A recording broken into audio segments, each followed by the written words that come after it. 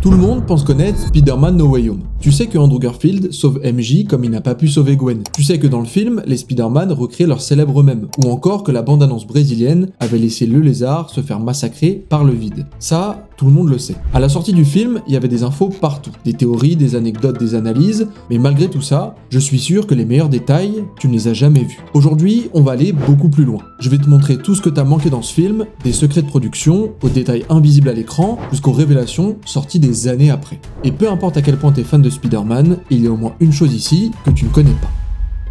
On commence avant même la première image du film. Et là déjà, c'est le chaos. Le film qu'on a vu dans les salles, c'est pas du tout le film qui était prévu. À la base, Doctor Strange in the Multiverse of Madness devait sortir avant No Way Home. Le film était programmé pour mai 2021 et Spider-Man pour juillet 2021. C'est Doctor Strange 2 qui devait nous introduire au concept de multivers et No Way Home devait être la suite logique. Et puis, le Covid est arrivé. Tout le calendrier Marvel a été bouleversé, Multiverse of Madness a été repoussé d'1 an, mais Sony a décalé Spider-Man de seulement 6 mois. Le résultat, c'est que les scénaristes Chris McKenna et Eric Sommers, qui étaient en train d'écrire le script de No Way Home en s'appuyant sur des éléments de Doctor Strange 2, ont dû réécrire pas mal de choses en cours de route. Et quand je dis en cours de route, c'est littéral. Tom Holland a raconté à GQ que pendant le tournage, tu pouvais demander au réalisateur John Watts qu'est-ce qui se passe dans l'acte 3, et sa réponse était « j'essaie encore de trouver ». Le réalisateur savait pas comment son propre film se terminait pendant qu'il tournait. Et c'est pas tout. Tom Holland a aussi révélé que certains acteurs majeurs n'avaient toujours pas signé quand le tournage a commencé. Le scénariste Chris McKenna, encore lui, l'a confirmé à Variety. Tobey Maguire et Andrew Garfield ont signé que 2 mois après le début de la production du film. Alors certes, ils avaient l'idée des 3 Spider-Man, mais la règle était la suivante. Si une personne dit non, on change tout. Donc si par exemple Tobey Maguire avait refusé, ils auraient dû tout changer pour l'acte final du film. Ok, j'ai une autre anecdote de production, plutôt sympa. Vous vous rappelez forcément de Spider-Man 2, paru en 2004. Dans ce film, les tentacules du Dr Octopus étaient de vrais mécanismes. Ils étaient attachés au dos d'Alfred Molina pendant le tournage. Les tentacules étaient contrôlés par une équipe de 16 marionnettistes, avec des mouvements chorégraphiés.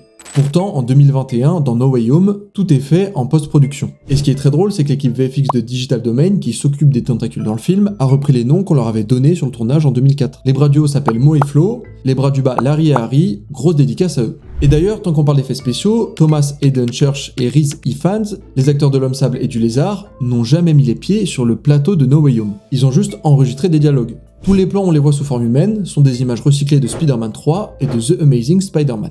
Je vais pas vous embêter plus longtemps avec des histoires de production, c'est très bien documenté sur internet. On va maintenant rentrer dans ce qui nous intéresse vraiment, les détails du film. Alors attention, il y en aura pour tout le monde. Du petit détail dans une scène au message caché dans une autre, que vous soyez un fan hardcore ou un fan je vais voir que quand c'est Spider-Man ou Avengers au cinéma. On y va. On commence par ce qui est caché dans l'image. Si t'es un énorme fan de Marvel, dis-moi en commentaire si t'as toutes les références, accrochez-vous, c'est parti. Hello, Peter. Déjà, dans la bataille sur le pont, la plaque d'immatriculation de la voiture du MIT indique 63 ASM-3. Je sais bien que c'est un 5 et pas un S, mais c'est justement laissé là pour que ça soit plus compliqué à trouver. C'est la référence au numéro 3 de The Amazing Spider-Man, publié en 1963. Le comics où, suspense, Doc Ock apparaît pour la première fois. Et d'ailleurs, Dr Octopus apparaît dans le film juste après. Toujours sur le pont, un taxi porte le numéro 1228. 12 et 28, ça fait la date du 28 décembre, la date de naissance de Stan Lee, le créateur de Spider-Man, qui d'ailleurs ne l'a pas créé tout seul. Spider-Man a été co-créé avec Steve Ditko, et le film lui rend hommage à 2 moments. Déjà, il y a un graffiti Ditko sur le camion juste ici, et un autre sur le toit derrière Peter et MJ. Petite info en plus, Steve Ditko, c'est aussi le co-créateur de Doctor Strange. Allez, on rajoute un peu de complexité. Chez Happy, on voit Demi. Demi, c'est le bras robot que Tony Stark avait dans son labo depuis Iron Man 1. Dans l'école de Peter à Midtown High, on voit de grands scientifiques sur le mur en fond, dont Howard Stark et Hank Pym. Dans Homecoming, il n'y avait que Howard, Pym a été rajouté entre les 2 films. Vous vous rappelez forcément de la scène où Peter et MJ sont dans les airs, au tout début du film. Et bah pendant qu'ils se balancent, on voit 2 fois les panneaux Rogers The Musical. Une fois ici, et une fois là. C'est le lien direct avec la série Hawkeye où on voit ce spectacle dedans. Donc la toute fin de Spider-Man se passe en même temps que la série Hawkeye. Ce détail-là il est très rapide, pendant que Peter se bat avec le gobelin, on le voit sans masque avec son sweat à capuche violet, c'est le look du Green Goblin dans les comics originaux. Enfin pour terminer, dans le sanctuaire de Doctor Strange, Ned ramasse une arbalète chargée non pas par une flèche, mais par un pieu. C'est une référence aux vampires dans le MCU, à Blade. Ok, maintenant on va aller un peu plus loin dans notre analyse, on va voir les choses que t'as vues à l'écran mais que t'as pas vraiment compris. Tu te rappelles sûrement que May dans le film travaille dans l'organisation Fist, en tant que bénévole. Dans les comics et dans le jeu Spider-Man sur PlayStation, très bon jeu d'ailleurs, Fist est une organisation créée par Martin Lee, alias Mister Négatif. C'est l'un des plus grands ennemis de Spider-Man dans les comics. Donc Mister Négatif n'est pas encore apparu dans le MCU, mais Fist est déjà là. Une petite info en plus, Miles Morales travaille aussi là-bas en tant que bénévole. En plus de ça, dans Homecoming, on croit son oncle Aaron Davis, qui parle d'un de ses neveux dans le quartier. Ce neveu, c'est évidemment Miles Morales. Donc Miles existe bien dans le MCU, en espérant qu'on puisse bientôt le voir en live action. On enchaîne avec ce moment-là.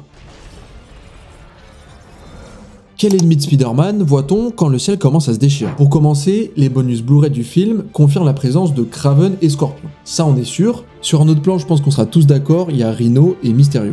Mais ce qui serait le plus intéressant, c'est si on regarde plus en détail le premier plan que je vous ai montré. Pour certains, à gauche de Kraven, on verrait le supérieur Spider-Man. Le supérieur Spider-Man, pour ceux qui le connaissent pas, c'est un arc de comics où Dr Octopus prend littéralement le contrôle du corps de Peter Parker et devient Spider-Man à sa place.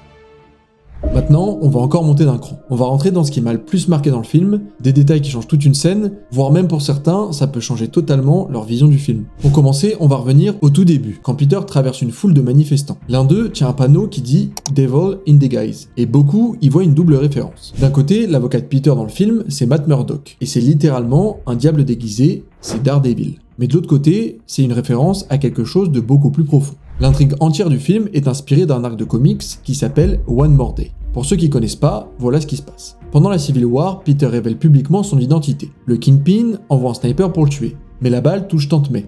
May est mourante, Peter va alors voir tout le monde. Tony Stark, Doctor Strange, Doctor Doom, personne peut la sauver. Et c'est là que Mephisto apparaît, le diable de l'univers Marvel. Il propose un deal. Mais le prix, c'est pas l'âme de Peter, c'est son mariage avec Mary Jane. Mephisto veut effacer leur mariage de l'histoire, comme s'il n'avait jamais existé. Peter et MJ acceptent, le deal est fait, May vit. Le mariage est effacé, mais l'identité de Spider-Man redevient secrète. Et notre Peter Parker se réveille tout seul. Et sans se mentir, il y a quand même beaucoup de parallèles avec No Way Home. L'identité révélée publiquement, un sort qui fait oublier qui est Peter, il perd aussi tous les gens qu'il aime. Pour vous dire, le comics finit même par Peter qui aperçoit Mary Jane à une soirée, et les invités lèvent leur verre et portent un toast à A Brand New Day, le nom du prochain film Spider-Man. Ça fait quand même beaucoup. Ce simple panneau parlant d'un diable caché, deux significations possibles et une histoire qu'on retrouve dans un comics, ça fait plaisir. On enchaîne avec un moment qui est très drôle et qui en apparence a l'air de rien cacher. Tu te rappelles du moment où le Spider-Man de Andrew Garfield craque le dos de celui de Tobey Maguire. Tout le monde rigole, mais cette douleur au dos, elle fait référence à beaucoup de choses. Premièrement, petit clin d'œil à Spider-Man 2 où Peter se blesse le dos en sautant d'un immeuble.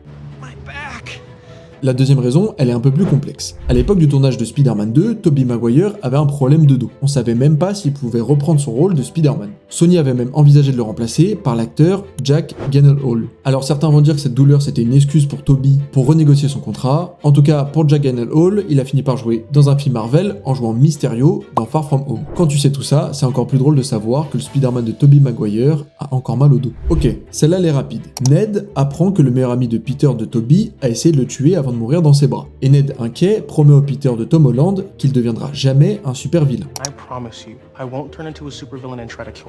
Sauf que dans les comics, Ned devient bien le Hobgoblin, un gobelin orange qui devient l'ennemi juré de Peter Parker, en espérant que Ned devienne vraiment méchant dans les prochains Spider-Man. Ce serait plutôt pas mal. À la fin du film, dans le nouvel appartement de Peter, on voit une figurine Lego de Palpatine dans son bureau. Cette figurine, c'est la même que Ned avait dans Homecoming quand il propose à Peter de construire le Death Star ensemble. Sauf que maintenant, Peter est seul, Ned se souvient plus de lui et la figurine est son dernier lien avec la vie d'avant. On finit avec un dernier détail, pas très joyeux non plus. Quand Peter va voir MJ à la fin du film, au café, elle ne se souvient plus de lui. Mais regarde bien, elle porte toujours le collier de Dahlia noir que Peter lui avait offert à la fin de Far From Home. Le monde entier a oublié Peter Parker, mais ce collier est toujours là. Après la sortie du film, on a le droit à plein de behind the scenes, plein d'interviews et d'extraits exclusifs. Maintenant que ça fait quelques années, je vais te partager des choses que tu ne connaissais pas. Alors le film, il sort le 17 décembre 2021, mais Andrew Garfield et Tobey Maguire n'ont pas pu aller à la première officielle. Leur présence dans le film était encore secrète. Alors le soir de l'ouverture, ils sont déguisés, casquettes lunettes, et ils sont infiltrés dans un cinéma grand public. Alors on les a quand même reconnus, mais ils ont dû passer une très belle soirée. Je suis obligé de vous parler des mensonges d'Andrew Garfield. Pendant 2 ans, sur plein de plateaux télé, il a dû nier sa présence dans le film. C'était un bonheur à voir, il y a même des compilations de ses mensonges sur YouTube avec des millions de vues. It's Andrew Garfield playing Spider-Man again. No, I'm not. Ok, on enchaîne avec quelque chose qui devrait plaire aux fans de scènes coupées. Dans le film, Daredevil devait avoir beaucoup plus de temps à l'écran. Dans les bonus, on voit une scène coupée où Matt Murdock est assis à côté de Happy Hogan dans une salle de conférence. Murdock devait servir d'avocat à Happy dans l'affaire du matériel Stark disparu. Les acteurs Charlie Cox et Jon Favreau avaient même improvisé un easter egg ensemble. Une réplique où Happy dit « I'm a little foggy on that ». Un jeu de mots sur Foggy Nelson, le personnage que Favreau jouait dans le Daredevil de 2003 avec Ben Affleck. Enfin, comment ne pas finir avec cette anecdote-là. Les 3 Spider-Man ont un groupe WhatsApp. Tom Holland a révélé son existence dans une interview. Il explique l'avoir créé après avoir croisé Toby dans un restaurant et Andrew dans une soirée à Los Angeles. Il a dit « On partage quelque chose que très peu de gens ont partagé, c'est un lien unique ». Et c'est peut-être ça, le vrai secret de No Way Home. Un film qui aurait jamais dû exister sous cette forme, un script réécrit en pleine pandémie, un acte 3 inventé pendant le tournage, mais voir les 3 Spider-Man ensemble, c'est quand même quelque chose. Personnellement, je trouve que le film est très moyen. Mais si t'es un amoureux de Spider-Man au cinéma, t'es gâté. Alors j'ai pas tout mis dans cette vidéo, j'ai gardé que les meilleurs détails, ce que je trouvais vraiment intéressant à raconter. Si le format t'a plu, dis-moi en commentaire quel film tu voudrais que je décortique comme ça. Merci d'avoir regardé la vidéo, à bientôt.